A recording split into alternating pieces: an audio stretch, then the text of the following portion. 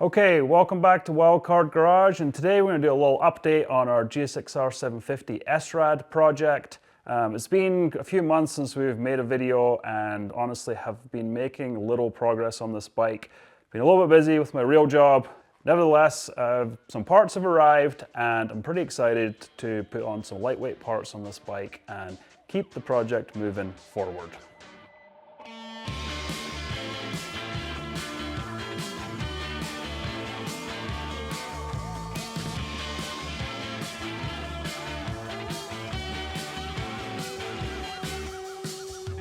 Okay, so some of the parts that have arrived over the last month or so are these super cool Dimag UP7X wheels. So these are a forged aluminum wheel, got them from Dimag in the UK, and I'm really excited to put these on the bike. So before I got the tire mounted, I did some weights, weighed these wheels versus the stock wheels.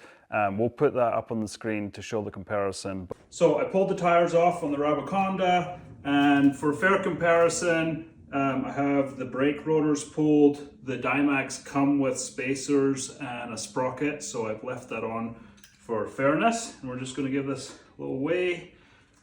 Okay, stock rear, 19 pounds. Dimag rear,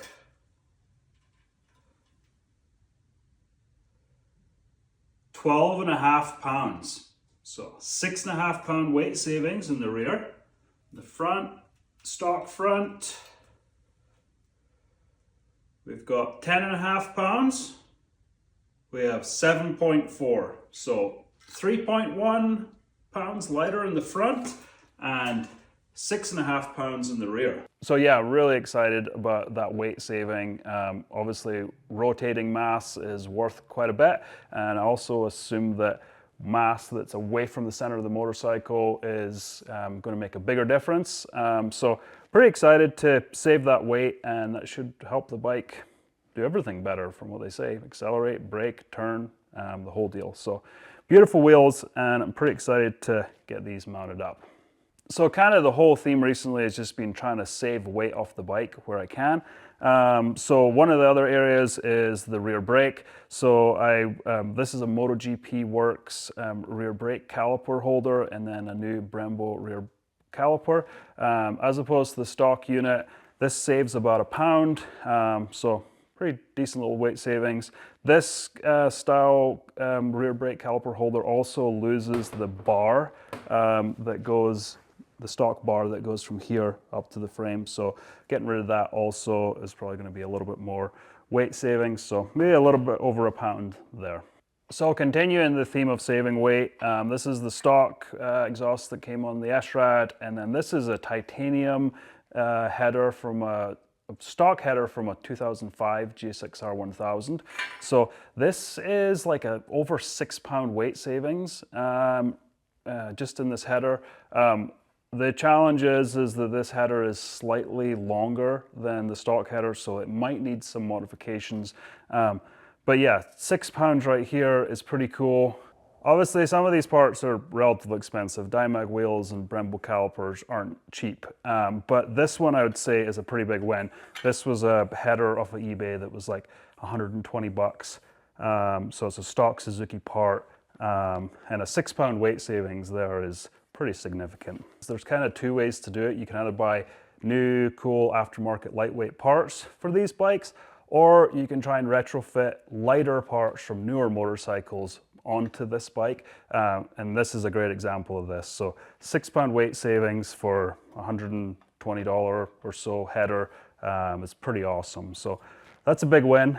It is going to need a little bit of modification. I think we're going to have to chop a tiny little section out of the header here to get it to clear the lower. We're going to have to figure out some sort of mid pipe as well, but thankfully got some friends that can fabricate and weld. So yeah, pretty pumped on this. So continuing the theme of weight savings, I got a whole bunch of titanium bolts, and these are pretty cool because I was able to find them on Amazon, and they're relatively inexpensive. I haven't compared the prices for sure, apples to apples, but they're probably about the same price as a stainless steel piece of hardware would cost at a local hardware store. So they're definitely lighter, And the other really cool thing about them is they come all drilled for safety wire. So anybody that's ever gone through a bike and tried to get it ready for the track and has tried to drill stock bolts knows how much of a nightmare that can be.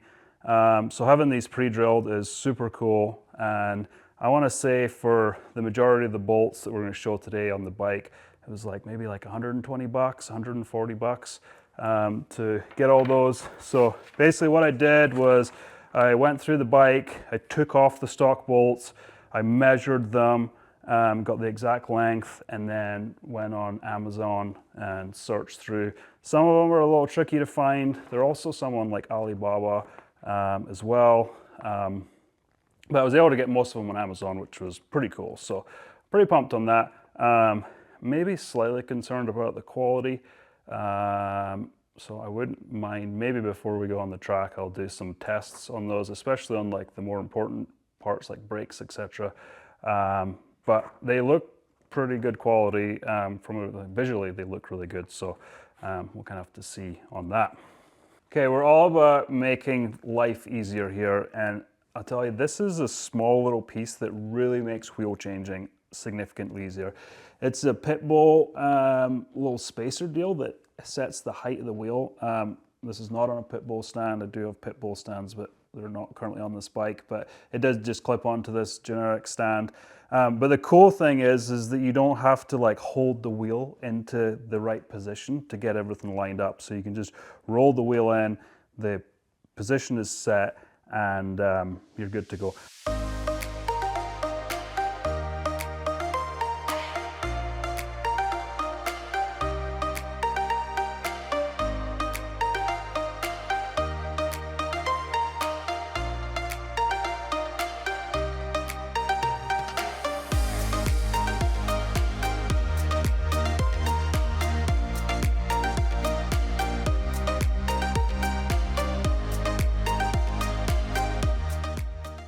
So we're basically just putting this front end together just to make sure that everything fits. I'm not torquing bolts or Loctiting bolts or anything at this point. This front wheel will come off many times between now and before this bike hits the track. So yeah, we're just kind of snugging everything up to make sure it fits. Also, these forks will be coming off at some point in the near future to get revalved, etc. So yeah, at this point of the game, we're just kind of verifying fitment, and obviously before we ever take this thing on the track, we'll torque and safety wire and do all the safety measures to make sure this thing stays together. I would say on the titanium bolts, the ones I'm most concerned with are these ones that hold the calipers.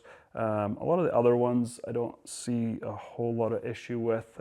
Obviously, you never want a bolt breaking, but these front brake caliper bolts are very, very important. So I might try and find some type of engineering company or materials testing company to do a test on these before we run them. I mean, what would you do? Would you run them? I guess leave in the comments, give me your thoughts on these bolts. Like, do you trust them? So try not to be political on this channel, but I will say one of the biggest challenges that I've had with this build so far is getting the parts out of the UK or internationally. Obviously, there's only so many parts you can get in the US, and there's a lot of parts available for these bikes in Europe and England.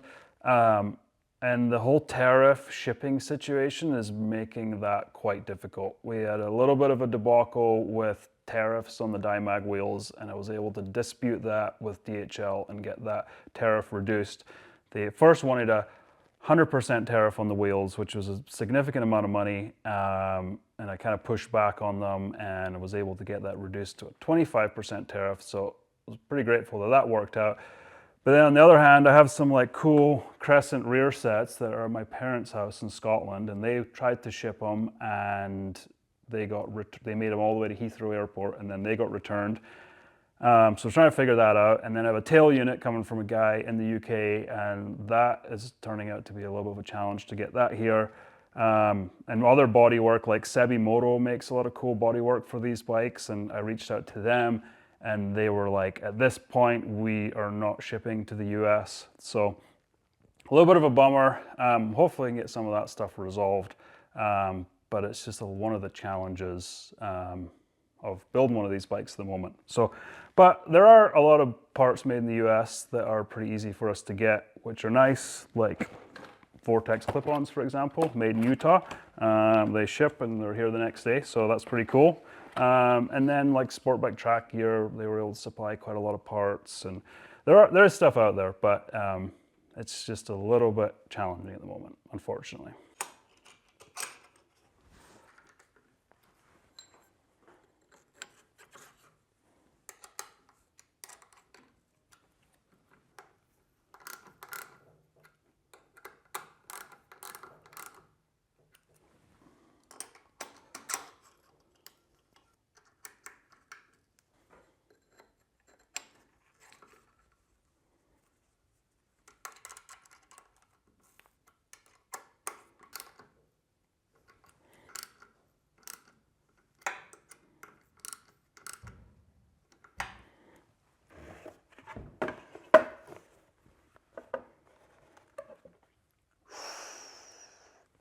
Like these things, Japanese Gale Speed master cylinder.